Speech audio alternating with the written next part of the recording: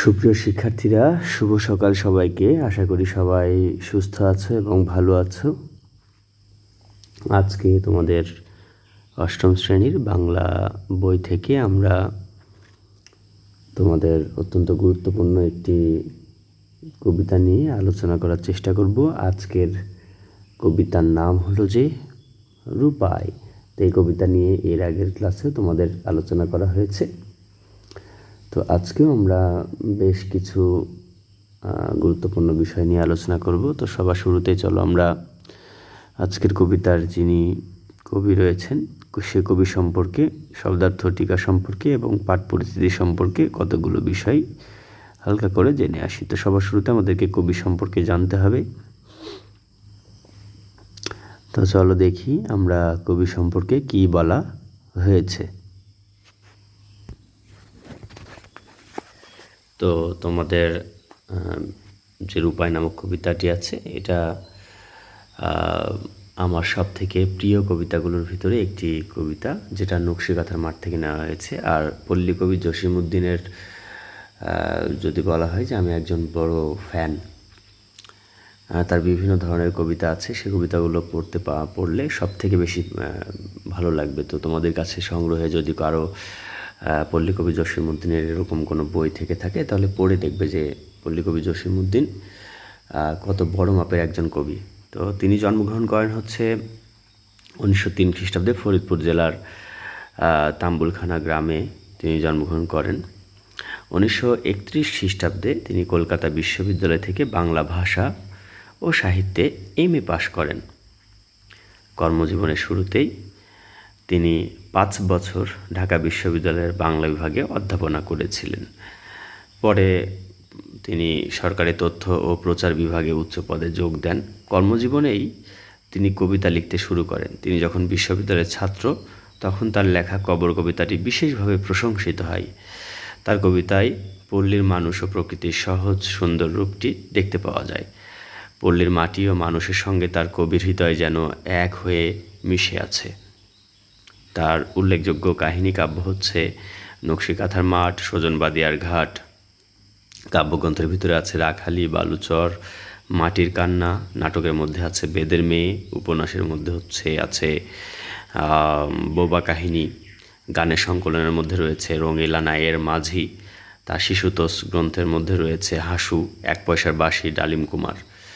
বিশ্বভারতী বিশ্ববিদ্যালয় থেকে তিনি সম্মানসূচক ডিলিট ডিগ্রি এবং বাংলাদেশ সরকারের 21 পদকও পেয়েছেন। 1976 খ্রিস্টাব্দে তিনি ঢাকায় মৃত্যুবরণ করেন।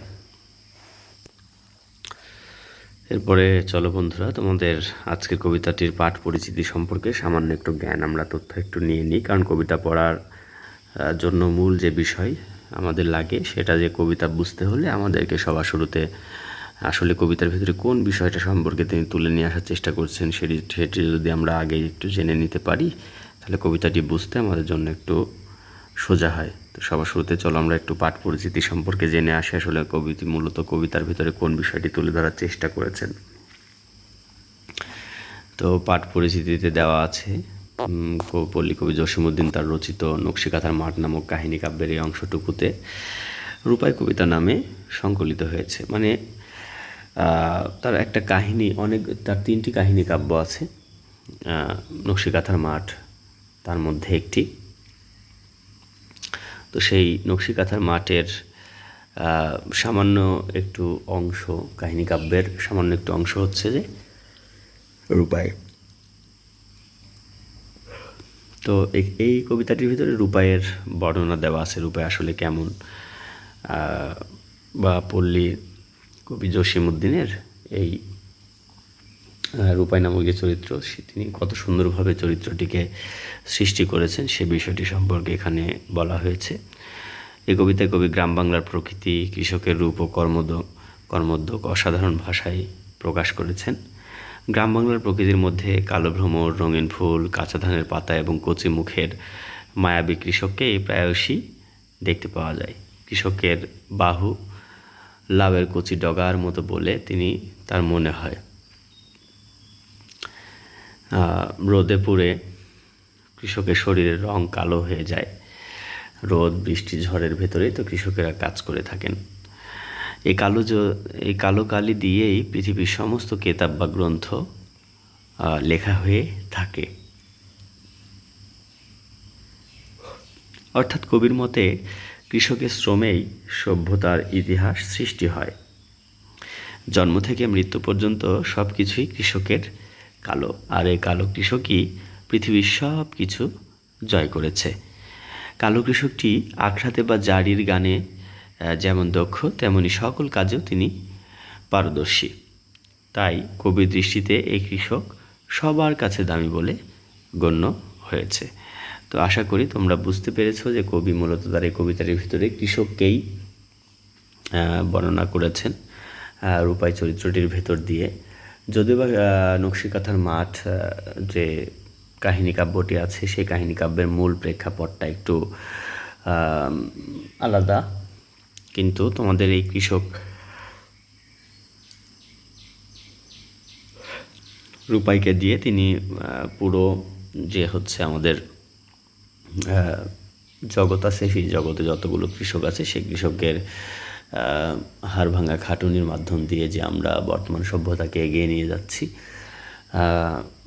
এই সভ্যতার ইতিহাস যত লেখা হয়েছে সমস্ত কিছু কৃষকের কালো হয়ে যাওয়া, রোদে পুড়ে বৃষ্টিতে ভিজে কালো হয়ে যাওয়া যে তার শারীরিক গঠন, সেই গঠনগুলোর উপরে নির্ভর করছে আমাদের বর্তমান সভ্যতার ইতিহাস। সেই ইতিহাস সম্পর্কে তিনি বোঝানোর চেষ্টা করেছে। তো আজকের ক্লাসের শব্দার্থ এবং টিকাগুলো আমাদেরকে জেনে নিতে হবে। তো এখানে ভ্রমর মানে দেখো, তোমরা এগুলো সবগুলো একটু মুখস্থ করে নেওয়ার চেষ্টা করবে নৈর্ব্যক্তিক প্রশ্নের জন্য। তো ভ্রমর মানে হচ্ছে কি ভোমরা বা ভীমরুল, নবীন তৃণ মানে হচ্ছে কচি ঘাস, জালি মানে হচ্ছে কচি বা সদ্য অঙ্কুরিত, শ্রাবণ মানে হচ্ছে শ্রাবণ বা বঙ্গাব্দের চতুর্থ মাসের নাম, কালো দাঁত মানে হচ্ছে লেখার কালি বা রাখার পাত্র বিশেষ বা দোয়াত, আবার গরব মানে হচ্ছে গর্ব বা অহংকার, রামধনুকের হার মানে আবৃত্তিকারের রংধনুকে গলার হার হিসেবে কল্পনা করা হয়েছে, পদরজ মানে হচ্ছে পায়ের ধুলা বা চরণধুলি, বৃন্দাবন মানে হচ্ছে যে মথুরার নিকটবর্তী হিন্দুদের তীর্থস্থান। বন্ধুরা, তোমাদের বই থেকে তোমরা হচ্ছে শব্দার্থ টিকা, পাঠ পরিচিতি এবং হচ্ছে যে এই লেখক বা কবি পরিচিতি যেটা আছে সেটা একটু ভালোভাবে পড়ার চেষ্টা করবে, এগুলো তোমাদের জন্য গুরুত্বপূর্ণ। তারপরে হচ্ছে যে দেখো আরেকটা শব্দ সিনান, সিনান মানে হচ্ছে স্নান বা গোসল করা, উজ্জ্বল, উজ্জ্বল মানে হচ্ছে যে দীপ্তিমান বা উজ্জ্বল,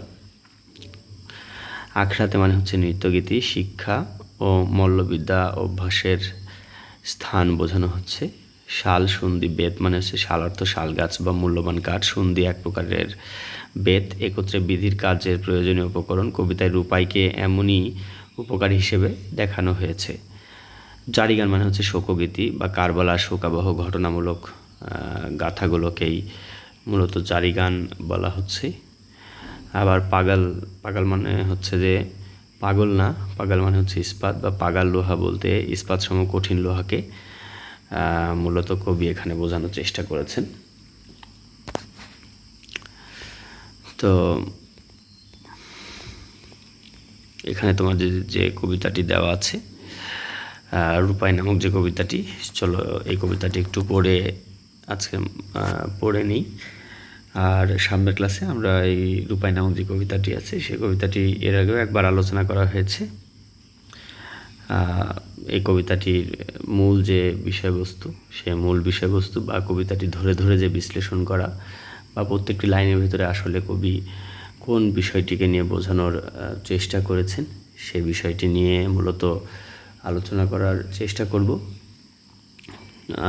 তো বন্ধুরা, আজকের রূপাই কবিতাটি একবার আমরা পড়ে দেখি যে আসলে কবিতাটি কী বোঝানো হয়েছে বা কবিতার ভিতরে তিনি কোন বিষয়টি তুলে নিয়ে এসেছেন। তো রূপাই জসীমউদ্দিন হচ্ছে, এই গায়ের এক চাষার ছেলে, লম্বা মাথার চুল, কালো মুখেই কালো ভ্রমর, কিসের রঙিন ফুল, কাঁচা ধানের পাতার মতো কচি মুখের মায়া, তার সাথে কে মাখিয়ে দিয়েছে নবীন তৃণের ছায়া, জালি লাউয়ের ডগার মতো বাহু দুখান সরু, গাখানি তার শাওন মাসের যেমন তমাল তরু, বাদল ধোয়া মেঘে কেগো মাখিয়ে দিচ্ছে তেল, বিজলি মেয়ে পিছলে পড়ে ছড়িয়ে আলোর খেল। কচি ধানের তুলতে চারা হয়তো কোনো চাষি, মুখে তাহার জড়িয়ে গেছে কতকটা তার হাসি। কালো চোখের তারা দিয়েই সকল ধরা দেখি, কালো দাঁতের কালি দিয়েই কেতাব কোরআন লিখি। জনম কালো মরণ কালো, কালো ভুবনময়, চাষিদের ওই কালো ছেলে সব করেছে জয়। সোনার যেজন সোনা বানায়, কিসের গরব তার, রং পেলে ভাই গড়তে পারি রামধনুকের হার।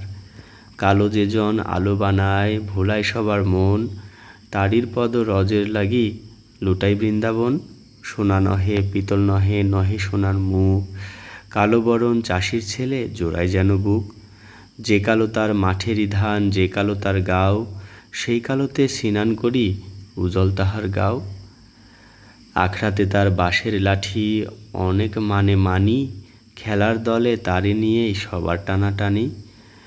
জারির গানে তাহার গলা উঠে সবার আগে, শালসুন্দি বেত যেন ও সকল কাজেই লাগে।